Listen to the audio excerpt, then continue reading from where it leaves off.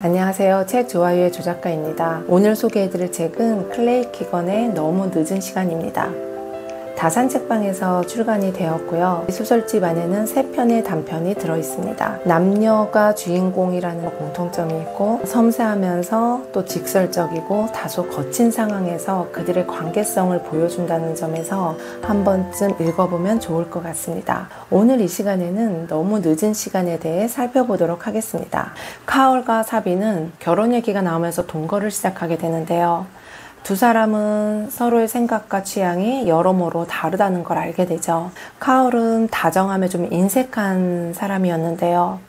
말하는 방식이 무뚝뚝하고 청혼할 때도 아파트 월세를 아끼느니 같이 살자고 얘기를 하고 우리가 아이를 못 가질 이유가 없다면서도 그게 아니면 고양이를 키우면 된다는 식의 미래에 대한 어떤 대비 없는 충동적인 말들을 늘어놓죠. 그리고 사빈이 이사 오면서 짐들이 많아지고 자신만의 공간은 좁아져서 좀 불편해하죠. 사빈이 요리를 잘하지만 그에 비해 설거지가 많이 나오고 약혼 반지를 하러 가서는 그 사이즈 조정 비용까지 자기가 내야 된다는 사실에 좀 짜증을 냅니다. 이에 사비는 행복해야 할 순간에 그 순간을 망쳐버린 그에게 마음이 상하고 마는데요. 카올은 사빈에게 사과를 하며 과거 가족끼리 식사하던 한 시간을 떠올리게 되는데요.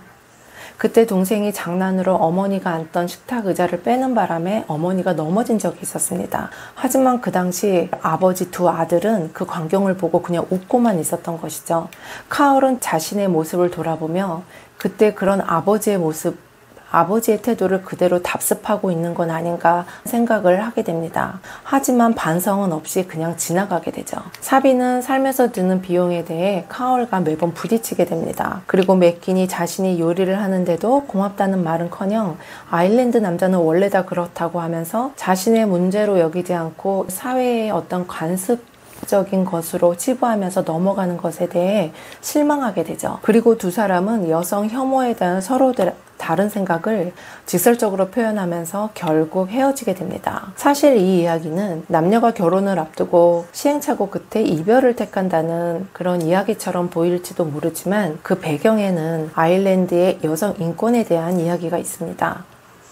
현재 아일랜드에서는 헌법상에 여성의 의무 강조 조항이 있는데요. 가족 공동체 내에서 여성이 할 일이 많다는 것이죠. 그것이 법으로 규정되어 있다고 합니다. 2024년에 이를 폐지하는 국민투표를 했었는데 결국 개헌에는 실패했다고 합니다. 좀 놀랍기도 한 이야기인데요.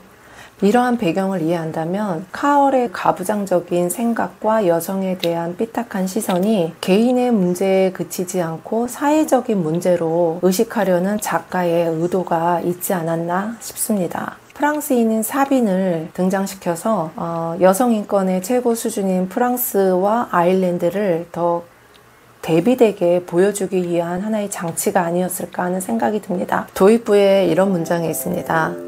인간의 싸움과 모든 것이 어떻게 끝날지 다 알고 있음에도 불구하고 삶은 대체로 매끄럽게 흘러갔다. 참 역설적이게도 카올의 삶은 매끄럽게 흘러가지 않은 것 같은데요. 사빈과의 이별 후에 자신의 권위적이고 냉소적인 시각에 조금씩 균열이 일고 있다는 것을 암시하는 것 같기도 합니다.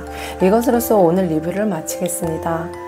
무엇을 생각하고 무엇을 우리가 결심하기에 너무 늦은 시간이 아니길 바라봅니다. 감사합니다.